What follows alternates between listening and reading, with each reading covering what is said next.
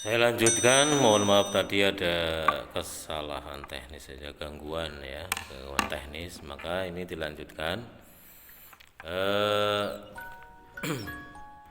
Sejarah tasawuf ya, bahwa sejarah tasawuf itu sebagai bentuk ya, awalnya gerakan tasawuf itu adalah sebagai bentuk penolakan terhadap sifat pragmatisme, materialisme dan hedonisme ya.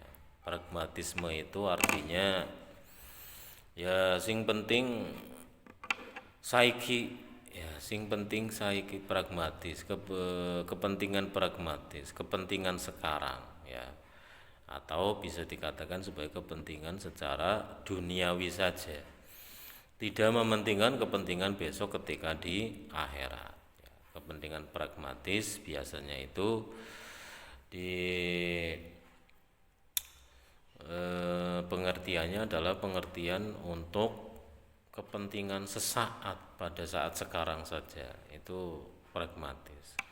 Kemudian materialisme itu ya satu sikap, satu sifat di mana seseorang itu hanya mementingkan materi saja ya. Sing penting judule duit ya, anggaran duit ya mangkat, ngaji langgar duit ya orang mangkat. Jadi yang dilihat itu hanya duit dan duit ya, materialisme saja. Jadi materialisme itu bisa juga mengagungkan tidak hanya harta, tidak hanya duit saja, tetapi harta secara keseluruhan. Misalnya ya dia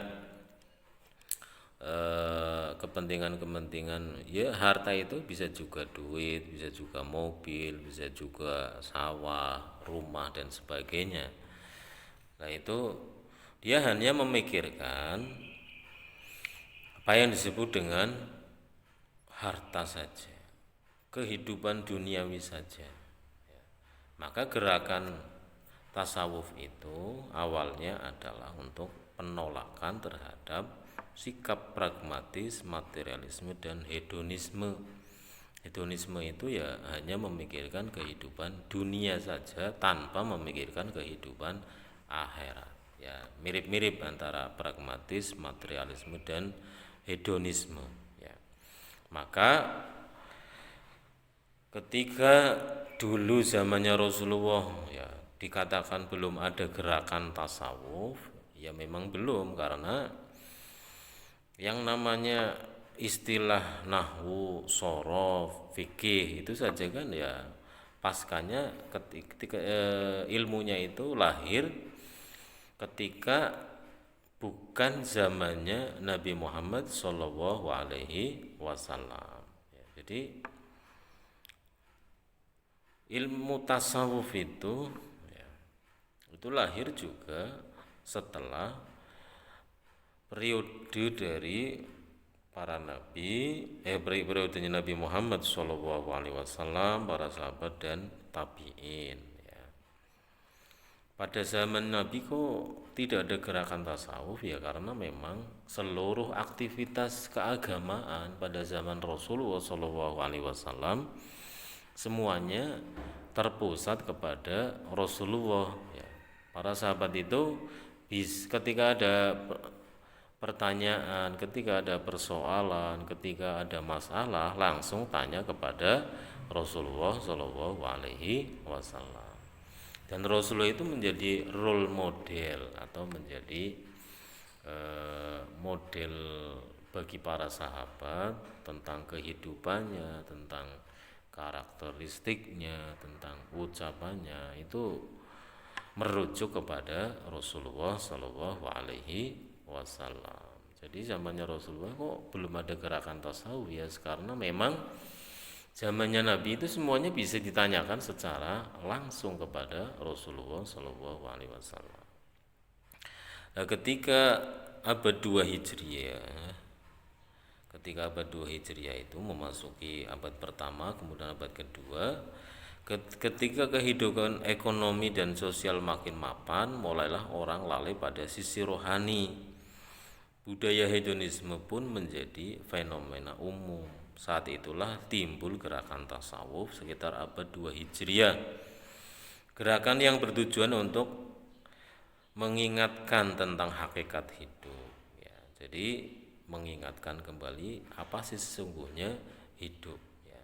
Jadi ketika orang Islam sudah mulai mapan secara sosial, mulai mapan secara ekonomi, mulai mapan secara politik, justru pada saat itulah mereka banyak yang lupa sisi rohaninya. Nah, pada saat itulah muncul gerakan tasawuf, tujuannya supaya manusia itu tidak lalai bahwa kita itu setelah kehidupan dunia ada kehidupan yang lebih abadi, yaitu kehidupan akhirat. Jadi gerakan tasawuf itu muncul ketika abad 2 menurut ya abad 2 Hijriah menurut para ahli. Kemudian supaya orang itu sampai kepada ya, melihat ya, sampai kepada tujuan tasawuf di mana dia kepengin mendapatkan ridha Allah Subhanahu wa taala, melihat Tuhan dengan mata batinnya, itu harus melalui makomat atau makomat ya. Makomat itu jamak dari makom ya.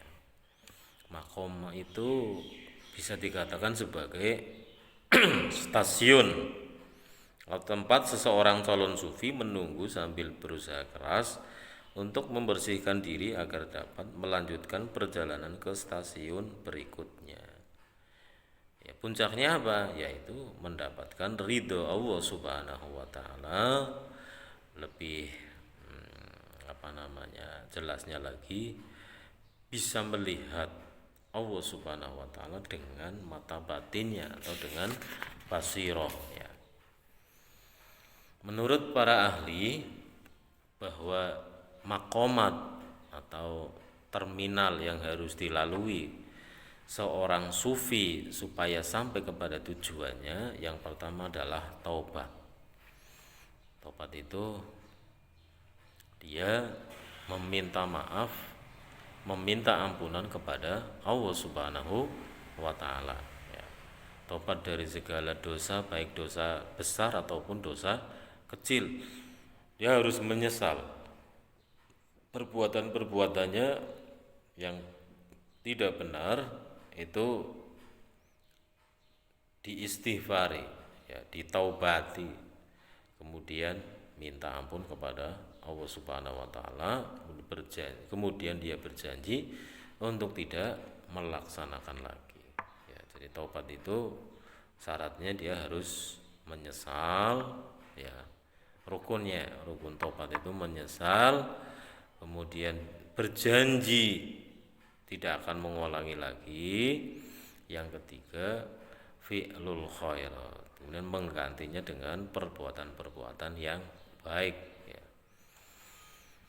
Menyesal sambil istighfar, minta ampunan kepada Allah Subhanahu wa taala, kemudian berjanji tidak akan melakukan perbuatan maksiat lagi, kemudian menggantinya dengan perbuatan yang baik. Itulah yang dikatakan sebagai taubat. Yang kedua, makom yang kedua atau stasiun yang kedua supaya sampai kepada tujuan tasawuf ya, yang kedua adalah zuhud, yaitu menjauhkan diri dari dunia materi dan dunia ramai ya. Dia kepenginnya menjauhkan diri dari dunia materi ya. Biasanya dibuktikan atau diwujudkan dengan cara mereka uzlah ya. Uzlah itu zaman Rasulullah SAW ketika beliau itu menyingkir dari kehidupan ramai, menyingkir dari kehidupan orang-orang jahiliyah pada saat itu dengan cara apa? Uzlah ke Gua Hiro ya, ke Gua Hiro dalam rangka uzlah. Nah, orang-orang tasawuf itu meniru apa yang dilakukan oleh Rasulullah SAW ketika beliau menghadapi masyarakat yang jahiliyah dengan cara uzlah atau menyingkir dari kehidupan ramai, menyingkir dari kehidupan dunia orang-orang jahiliyah. Ya, itu zuhud. Yang kedua adalah fakir atau memilih kehidupan miskin. Sebagaimana Rasulullah SAW berdoa, ahyini miskinan. Ya Allah, hidupkanlah kami dalam keadaan miskin, wa amitna miskinan, dan matikanlah kami dalam keadaan miskin. Miskin yang dimaksud di sini adalah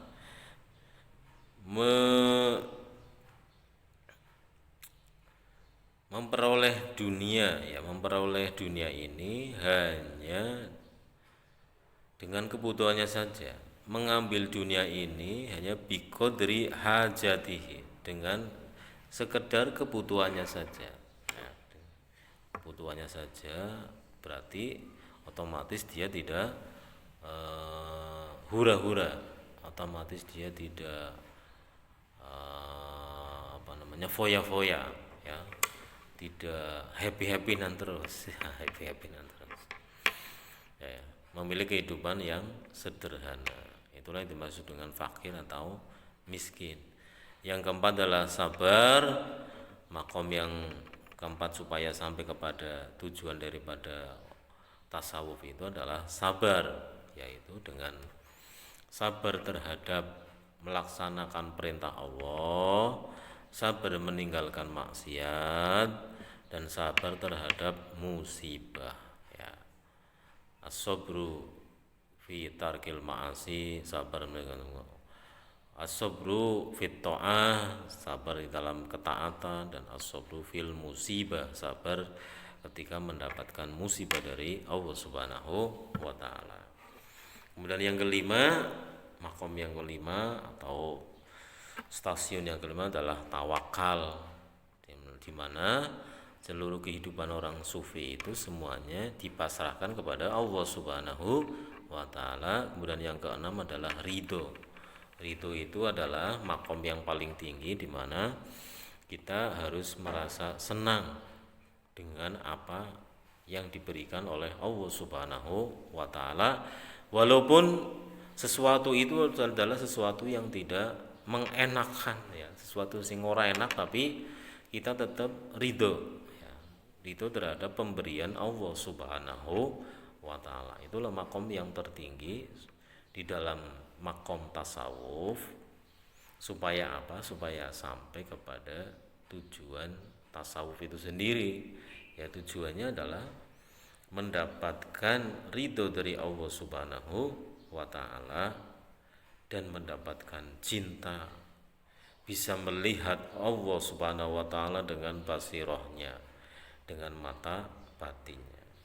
Nah, itulah beberapa makom atau stasiun yang harus dilewati oleh orang-orang tasawuf. Kemudian fungsi dan peranan tasawuf dalam kehidupan modern, yang pertama adalah tasawuf, karakter tasawuf. Pertama adalah tasawuf akhlaki, yaitu tasawuf yang sangat menekankan pada nilai-nilai etis atau moral, ya. Jadi seorang tasawuf itu harus mempunyai moral yang baik, punya etika yang baik, punya sopan santun yang baik. Yang kedua adalah tasawuf amali, yaitu tasawuf yang mengutamakan kebiasaan beribadah, tujuannya agar diperoleh penghayatan spiritual dalam setiap melakukan ibadah. Nah, tentunya orang tasawuf ya harus kebiasaan atau mengutamakan kehidupan di mana dia selalu beribadah kepada Allah Subhanahu wa taala, ya. Paling tidak dia itu ya ditandai dengan senang bangun malam, ya. Kalau menurut Gus Baha itu amalan yang tidak bisa ditiru oleh orang-orang fasik, ya, adalah bangun malam atau sholat tahajud. Kalau sedekah, zakat, bahkan haji itu bisa dilakukan oleh orang-orang fasik, ya. Tapi ibadah yang bisa dan istiqomah dilakukan oleh orang-orang yang soleh, oleh orang-orang tasawuf adalah sholat malam atau sholat tahajud. Ya, karena apa? Rasulullah mengatakan qiyamul lail atau sholat malam adalah da'bus sholihin atau kebiasaannya orang-orang soleh.